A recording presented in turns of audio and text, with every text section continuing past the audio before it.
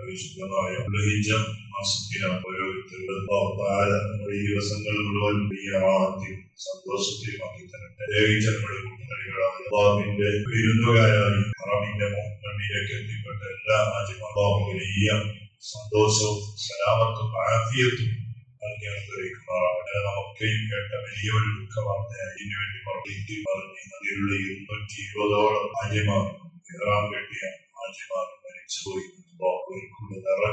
വലിയ ഷുഹദാഇന്റെ ദറജ നൽകി ആ ഹാജിമാരെ മുഴുവൻ പടച്ചവനെ നീ അനുഗ്രഹിക്കണേ. അപ്പോ ദുൽഹിജ്ജ 1 പ്രത്യേകമായി പിന്നെ ചെയ്യാൻ സുന്നത്തുള്ള ഒരുപാട് കാര്യങ്ങൾ മഹത്തുക്കൾ നമ്മെ ഇതിൽപ്പെട്ട ഒരു വിഷയമാണ് നാം സുബഹിസ്കാരത്തിൽ ഓതിയ സൂറത്തുൽ ഫജ്ർ. ആ സൂറത്ത് എല്ലാ ദിവസവും ദുൽഹിജ്ജ 10 വരെ സുബഹി നിസ്കാരം കഴിഞ്ഞിട്ട് അല്ലെങ്കിൽ സുബഹിന്റെ സമയത്ത് ഓതൽ പ്രത്യേകമായി സുന്നത്തുള്ള ഒരു സൂറത്ത്. കാരണം ഈ 10 ദിവസം 10 ദിവസം ആ 10 ദിവസം എന്ന് പറഞ്ഞാൽ ദുൽഹിജ്ജയുടെ 10 ദിവസങ്ങളാണ് എന്നാണ് മഹത്തുക്കളായ മുഫസ്സിരീങ്ങൾ അഭിപ്രായപ്പെട്ടത്. അതുകൊണ്ട് പ്രത്യേകം സുന്നത്താണ് എല്ലാ ദിവസവും 10 ദിവസം സുബഹിന്റെ നേരത്ത് ആ സൂറത്ത് ഓതൽ സുന്നത്തായി പഠിപ്പിച്ചിട്ടുണ്ട്. അതുപോലെ മറ്റൊന്നാണ് ഇനിയുള്ള ദിവസങ്ങളിൽ ഉദ്ഹിയ്യത്ത് അറുത്തു കൊടുക്കാൻ പറ്റുന്ന മൃഗങ്ങളെ കാണുമ്പോൾ അല്ലെങ്കിൽ അതിന്റെ ശബ്ദങ്ങൾ കേൾക്കുമ്പോൾ പ്രത്യേകമായി തക്ബീർ ചൊല്ലുന്ന സുന്നത്ത്. അല്ലാഹു അക്ബർ അല്ലാഹു അക്ബർ എന്ന ഒറ്റ തക്ബീർ ആ മൃഗം കാണുമ്പോൾ അല്ലെങ്കിൽ അതിന്റെ ശബ്ദം അതിങ്ങനെ കരയുന്ന ശബ്ദം കേൾക്കുമ്പോൾ തക്ബീർ ചൊല്ലൽ പ്രത്യേകം സുന്നത്ത്. പറഞ്ഞാൽ ആ തക്ബീറിൽ അത് മഹാനായ ഖലീലുല്ലാഹി ഇബ്രാഹിം അലൈഹിസ്സലാത്തു വസ്സലാമിനെയും അതുപോലെ നബിയുല്ലാഹി ഇസ്മായിൽ അലൈഹിസ്സലാത്തു വസ്സലാമിനെയും അവരെ താലീം ചെയ്തുകൊണ്ടുള്ള തക്ബീർ. അല്ല പോത്തിനെ ബഹുമാനിച്ചിട്ടോ അല്ലെങ്കിൽ പിന്നെ ആടിനെ ബഹുമാനിച്ചിട്ടല്ല.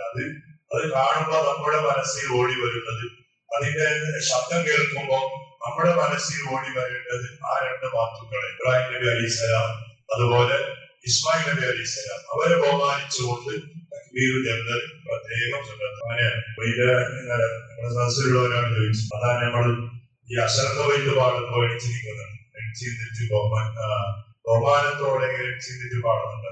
അത് എന്തിനു വേണ്ടിയിട്ടാണ് ചോദിച്ചത്? എന്തിനു വേണ്ടിയിട്ടാണ്? സംശയം ചോദിച്ച ആളെ വന്ന് ആ പാടുമ്പോ റസൂൽ ഇങ്ങനെ വരുന്നുണ്ട്, വരുമ്പോ അതിന് വേണ്ടിയിട്ട് എണിച്ചിരിക്കുന്നു.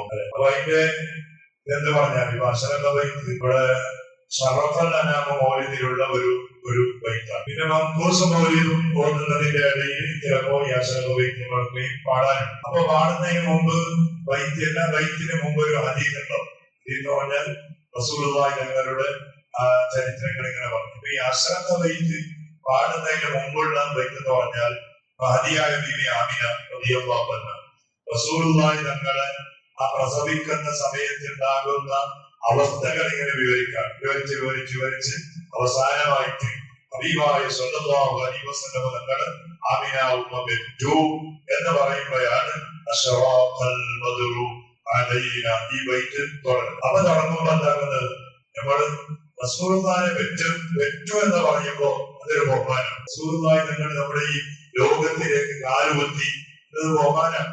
ഇതിനേക്കാൾ വലിയ ബഹുമാനികൾ മഹാന്മാര് പറഞ്ഞിട്ടുണ്ട്.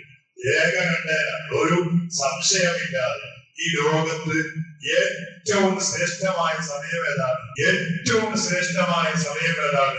എല്ലാ മഹത്തുക്കളും ഏകകണ്ഠേന പറഞ്ഞ ഒരു വിഷയമാണ്.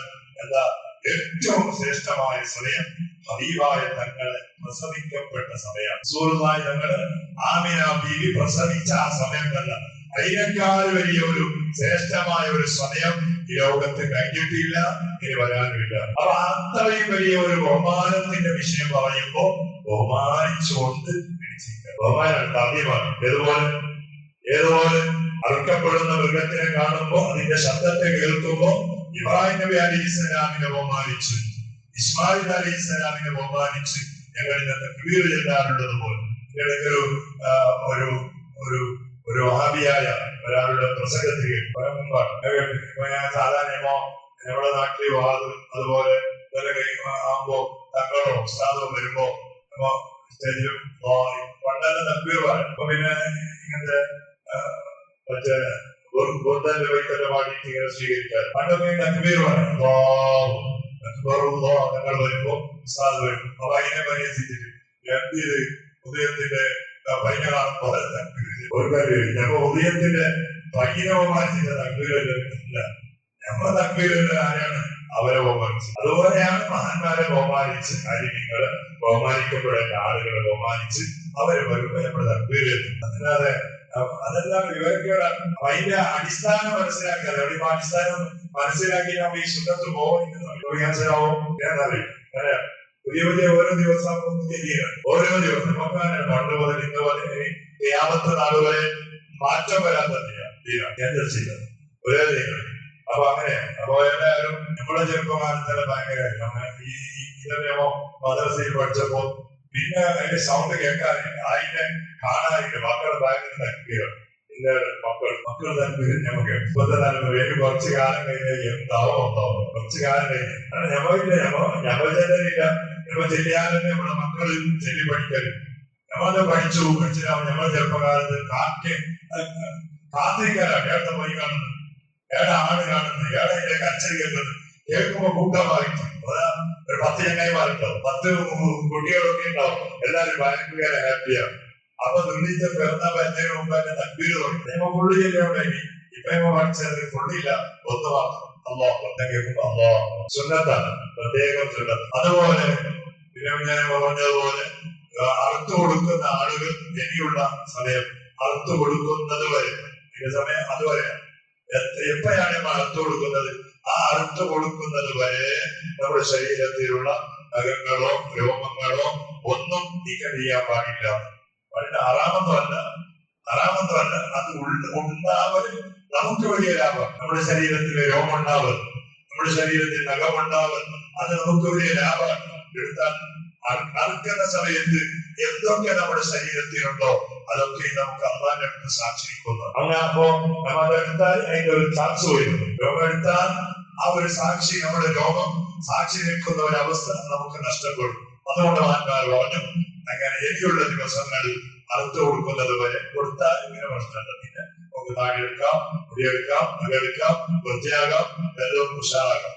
അതുവരെ കറാത്താണ്, ചെയ്യൽ കറാത്താണ്, എടുക്കാതിരിക്കലാണ് സുന്നത്ത്. അതുപോലെ ദുൽഹിജ്ജ 1 മുതൽ ദുൽഹിജ്ജയുടെ 9 ദിവസം അറഫ ദിവസം അടക്കമുള്ള ദിവസം വരെ നോമ്പ് നോക്കൽ പ്രത്യേകം സുന്നത്താണ്. ഹബീബായ റസൂലുള്ളാഹി സ്വല്ലല്ലാഹു അലൈഹി വസല്ലം തങ്ങൾ ഈ 9 ദിവസവും നോമ്പ് നോക്കിയിരുന്നു എന്ന് മഹത്തുക്കൾ ഖുർആനിന്റെ കിതാബിൽ എഴുതി വെച്ചത് കാണാം. സുന്നത്താണ്, പ്രത്യേകിച്ച് അറഫ ദിവസം. ദുൽഹിജ്ജ 9 ദിവസം സുന്നത്താണ്. അത് ആർക്ക് അച്ഛന് പോയ ആളുകൾക്കില്ല, അവർക്ക് സുന്നത്തല്ല കാത്ത. ഇങ്ങനെ പോയ ആളുകൾക്ക് സുന്നത്തില്ല. പിന്നെ ഇവിടെ അല്ലാത്ത ആളുകൾ, ഏറാൻ കെട്ടാത്ത ആളുകൾക്ക് മുഴുവനും അറഫയുടെ ദിവസം നോമ്പ് നോക്കൽ പ്രത്യേകം സുന്നത്തുള്ള വിഷയമാണ്. അതുപോലെ ദുൽഹിജ്ജയുടെ 8ാമത്തെ ദിവസം മുതലന്നെ സുന്നത്തുണ്ട്. 8ാമത്തെ ദിവസം പ്രത്യേകം സുന്നത്താണ്, പ്രത്യേകം. കാരണം ചിലപ്പോൾ ദിവസം ഇപ്പൊ നമുക്ക് തന്നെ ഇപ്പോ ദുൽഹിജ്ജ 8 എന്ന് പറഞ്ഞാൽ നമുക്ക് അവരുടെ അറഫ ദിവസം ഒക്കെ ഈ അറഫ ദിവസം നടക്കുന്ന ദിവസമാണ്, നമുക്ക് 8ാമത്തെ ദിവസമാണ് ഈ കൊല്ലം. അപ്പൊ അതുകൊണ്ട് ചിലപ്പോ എന്താ ഒരു സംശയം ആകാനുള്ള സാധ്യതയുണ്ടല്ലോ എന്ന് വാങ്ങിച്ചുകൊണ്ട് ദുൽഹിജ്ജയുടെ 8ാമത്തെ ദിവസം പ്രത്യേകം സുന്നത്താണ് നോമ്പ് പിടിക്കുന്നത്. നമുക്ക് ഏതായാലും അടുത്ത വ്യാഴാഴ്ച ദിവസം ഒന്നിച്ച് കിട്ടും. അപ്പൊ അതുകൊണ്ട് ഇൻഷാ അല്ലാഹ് എല്ലാവരും ആ നോമ്പ് നോക്കാൻ വേണ്ടിയിട്ട് പ്രത്യേകം തയ്യാറാവുക. അതുപോലെ പിറ്റേന്ന് വെള്ളിയാഴ്ച അറഫ ദിവസം നോമ്പ് നോക്കാൻ പ്രത്യേകം സുന്നത്ത്. അങ്ങനെ ഒരുപാട് കാര്യങ്ങൾ സുന്നത്തായിട്ട് നമുക്ക് പഠിപ്പിച്ച വിഷയങ്ങളുണ്ട്. അപ്പൊ അതൊക്കെ നമ്മുടെ ജീവിതത്തിൽ ചെയ്യാൻ വേണ്ടി തയ്യാറാവാം. പിന്നെ കിട്ടുന്ന ഓഫറാണ്. ഹബീബായ റസൂലുള്ളാഹി സ്വല്ലല്ലാഹു അലൈഹി വസല്ലം തങ്ങൾ പരിശുദ്ധ റമദാൻ കഴിഞ്ഞാൽ പിന്നെ കൂടുതലായി നന്മ ചെയ്യാനും സദഖ കൊടുക്കാനും സൽക്കർമ്മങ്ങൾ വർദ്ധിപ്പിക്കാനും ചെലവഴിച്ച ദിവസങ്ങളായിരുന്നു ദുൽഹിജ്ജയുടെ 10 ദിവസങ്ങൾ. റമദാൻ കഴിഞ്ഞാൽ പിന്നെ കൂടുതലായി വിവാദത്തിന് വേണ്ടി കച്ചകെട്ടി ഒരുങ്ങിയ ദിവസങ്ങളായിരുന്നു ദുൽഹിജ്ജയുടെ ഈ ദിവസങ്ങൾ മുഴുവൻ. അതുകൊണ്ട് ഇൻഷാ അല്ലാഹ് ഹജ്ജിന് പോയ ആളുകൾക്ക് അവിടെ തൽബിയത്തും തക്ബീറും തഹ്ലീലും ഇതൊക്കെ ചെയ്യുന്ന അവസരം നമുക്ക് ഇൻഷാ അല്ലാഹ് ഇവിടെ ഈ സമയത്ത് അതിന് വേണ്ടിയിട്ട് ഒരുങ്ങി ഏതെങ്കിലും ഒരു കൊല്ലം അവിടെ എത്തിപ്പെടാനുള്ള ഒരു അവസരം ഉണ്ടാക്കാൻ വേണ്ടിയിട്ട് ദുആ കൊണ്ടും അമല് കൊണ്ടും തയ്യാറാകാം. അള്ളാഹു നമുക്ക് തൗഫീഖ് ചെയ്യുമാറാകട്ടെ. പടച്ചോനെ, ഇക്കൊല്ലം നമ്മുടെ നാട്ടിൽ നിന്ന് ഹജ്ജിന് വേണ്ടി കരുതിയ ആളുകൾ മുഴുവൻ യാത്ര പോയി കഴിഞ്ഞു. അല്ലാഹ് അവർക്ക് നീ വലിയ സലാമത്ത് നൽകണേ. അല്ലാഹ് സലാമത്ത് നൽകണേ. അല്ലാഹ് ഒരു ബുദ്ധിമുട്ടുമില്ലാതെ റാഹത്തോടെ സന്തോഷത്തോടെ പടച്ചവനെ നീ പൊരുത്തപ്പെടുന്ന രൂപത്തിലുള്ള ഹജ്ജ് കർമ്മം ചെയ്യാൻ സർവ്വ ഹാജിമാർക്കും നീ തൗഫീഖ് നൽകണേ. അല്ലാഹ് ആഫിയത്ത് നൽകണേ. പ്രത്യേകിച്ചും ഞാൻ ഹജ്ജിന് വേണ്ടി ഒരുപാട് പ്രതീക്ഷ വെച്ച് പോയ നമ്മുടെ സത്താവ് സമയം അള്ളാഹുവിനെ അദ്ദേഹത്തിന്റെ ഹജ്ജിന്റെ പ്രതിഫലം തന്നെ നീ നൽകണേ. അല്ലാഹ് നീ നൽകണേ. ഒരു ഭാഗ്യവാനാണ്. ഒരുപാട് ബന്ധുക്കൾ, ഒരുപാട് സാലിഹ്യങ്ങൾ കിടക്കുന്ന പരിശുദ്ധമായ മക്കയുടെ മണ്ണിൽ കിടക്കാൻ നീ ഭാഗ്യം കൊടുത്തല്ലോ. അല്ലാഹ് പടച്ചവനെ, വലിയ സന്തോഷം അദ്ദേഹത്തിന്റെ വർഷീയായ ലോകത്ത് നീ നൽകണേ. അല്ലാഹ് നീ നൽകണേ. അല്ലാഹ് ഹാജിമാർ ചെയ്യുന്ന ഹജ്ജിന്റെ അതേ തവാഫ് സാഹിബടക്കം അതിനുവേണ്ടി ഒരുങ്ങിപ്പോയി മരിച്ച ആളുകൾക്ക് മുഴുവനും നീ നൽകണേ. നീ നൽകണേ. സാധുക്കളായ നമുക്ക് ആ പുണ്യകർമ്മം ചെയ്യാനുള്ള അവസരം നൽകണേ. ഒരുപാട് കാലങ്ങളായി നിന്നോട് ഞങ്ങൾ ദുആ ചെയ്യുന്നു. അൽഹംദുലില്ലാഹ്, പലർക്കും അവിടെ പോകാൻ ഉംറ ചെയ്യാൻ നീ അവസരം കൊടുത്തവരാണ്. നീ കബൂലാക്കണേ. അത് മാത്രം പോരാ, ഹജ്ജ് ചെയ്യാതെ തന്നെ ഉള്ള വലിയ ഒരു സൗഭാഗ്യം ഓരോ വിശ്വാസികൾക്കും നീ നൽകണേ. ചെയ്തവരെ നിന്ന് നീ കബൂലാക്കണേ. പടച്ചവനെ, പല മുറാദുകൾ പറഞ്ഞ് ദ്വാരക്കാൻ വേണ്ടി വസിയത്ത് ചെയ്ത ഒരുപാട് മുഅ്മിനീങ്ങൾ മുഅ്മിനാത്തുകളുണ്ട്. എല്ലാവരുടെ മുറാദും ഹാസിലാക്കണേ. ബേജാറുകൾ തീർത്തു കൊടുക്കണേ. രോഗങ്ങൾ മാറ്റിക്കൊടുക്കണേ. മരിച്ചുപോയ മുഅ്മിനീങ്ങൾക്ക് മുഅ്മിനാത്തുകൾക്ക് പ്രത്യേകമായ രൂപത്തിലുള്ള മഗ്ഫിറത്തും റഹ്മത്തും നൽകണേ. നമ്മുടെ ഉസ്താദിന്റെ ഭാര്യ മരിച്ചുപോയ ദിവസമായിരുന്നു ഒന്ന്. അല്ലാഹുവേ, ആ മഹനിക്ക് നീ പൊരുത്തു കൊടുക്കണേ. ആ മഹനിയുടെ ദറജ നീ ഉയർത്തണേ. വീടിന് മരിച്ചുപോയ എല്ലാവരുടെ ദറജ നീ ഉയർത്തി കൊടുക്കണേ. മുഹമ്മദ് സ്വല്ലല്ലാഹു അലൈഹി വസല്ലം. ഹസ്ബുനല്ലാഹ് വനിഅമൽ വകീൽ. നിഅമൽ മൗലാ വനിഅമൻ നസീർ. വനിഅമൽ വകീൽ. നിഅമൽ മൗലാ വനിഅമൻ നസീർ. ഹസ്ബുനല്ലാഹ് ونعم الوكيل.